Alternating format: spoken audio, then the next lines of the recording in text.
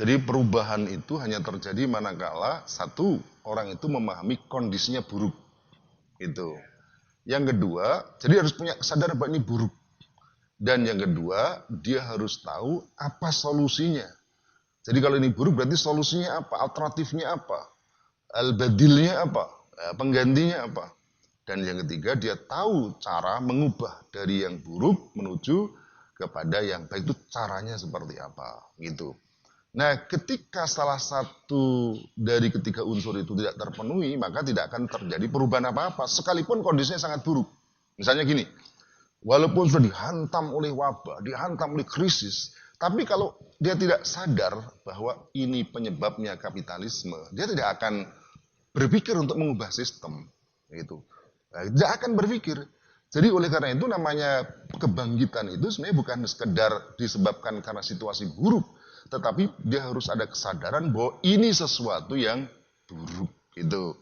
Nah, demikian juga kalau kesadaran tidak muncul bahwa ini penyebabnya kapitalisme. Ini penyebabnya karena Islam tidak diterapkan gitu, maka muncul musibah. Contoh misalnya tadi ini, kalau saya bicara hukum ini terlalu panjang gitu.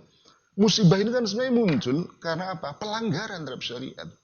Ketika apa? Ketika berbagai macam makanan yang sebenarnya tidak layak dikonsumsi. Akibatnya kemudian terjadi perpindahan apa disebut virus dari apa itu dari kelelawar ya kepada manusia, lalu kemudian setelah itu menular ke yang lain. Itu kan sebenarnya dari pelanggaran syariat Islam.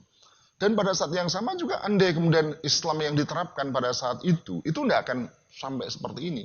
Andai misalnya, ini andai, Wuhan pada itu bagian dari wilayah Islam, mungkin langsung di lockdown di situ. Sehingga orang Wuhan tidak kemudian keluar ke daerah-daerah lain. Tapi kan tidak bagian dari khilafah. Berarti apa? Mestinya wilayah-wilayah Islam itu harus menutup wisatawan, tenaga kerja dan seterusnya itu ke negeri Islam. Nah, itu kalau ini bagian dari khilafah, gitu ya. Ini kan juga tidak dibiarkan masuk. Akhirnya kemudian menular ke Iran, menular ke Eropa, menular ke Indonesia, dan akhirnya kemudian ke seluruh dunia. Itu karena Islam tidak diterapkan. Jadi kalau kemudian diterapkan, itu sebenarnya tidak akan muncul wabah sebenarnya. Kalau muncul itu segera bisa diatasi, gitu. Nah, termasuk yang kemarin saya sempat singgung misalnya, seperti dalam menghadapi wabah, itu kan sebenarnya di negeri ini mesti harus segera dilakukan testing pada seluruh rakyat itu.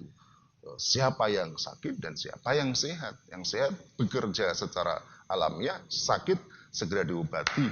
Siapa yang pernah tertular, siapa yang kontak, segera dilakukan testing, pengobatan. Sehingga tidak kemudian seperti sekarang ini, semua orang dimasukkan ke dalam rumah pada saat yang sama, negara tidak menjamin kehidupan rakyatnya. Ya pusing juga rakyatnya, suruh masuk tapi tidak dikasih apa-apa. Gimana disuruh masuk ke rumah pada saat yang sama, kita tidak dijamin gitu. Jadi artinya bahwa saya ingin sampaikan ketika ini muncul karena Islam tidak diterapkan. Cuman ini kan tidak akan pernah kembali kepada Islam kalau apa? Kalau tidak menganggap ini satu muncul karena tidak Islam diterapkan dan muncul kesadaran ini ada solusi. Ini ada al-badil yang benar, bukan hanya benar, pasti benar. Kenapa? Karena dari Allah Subhanahu wa taala. Bukannya pasti benar, pasti diridhoi Allah SWT. Itu yang penting gitu. Karena apa? Karena yang lain kan tidak ada yang diridhoi. Waraditu lakumul islama dina. Allah tegas mengatakan yang diridhoi itu hanya Islam. Kalau kemudian ini muncul pada saat yang sama mengerti juga cara bagaimana memindahkan, maka insya Allah yang disebut harapan tadi akan ada. Ya. Jadi oleh karena itu kalau ingin perubahan itu sebenarnya kalau seperti yang disebutkan oleh Syekh Taqiyuddin An-Nabhani itu adalah ya, mengubah pola pikir dia itu. Inilah yang kemudian yang diisyaratkan dalam firman Allah SWT, innallaha la yughayyiru ma biqaumin hatta yughayyiru ma bi anfusihim.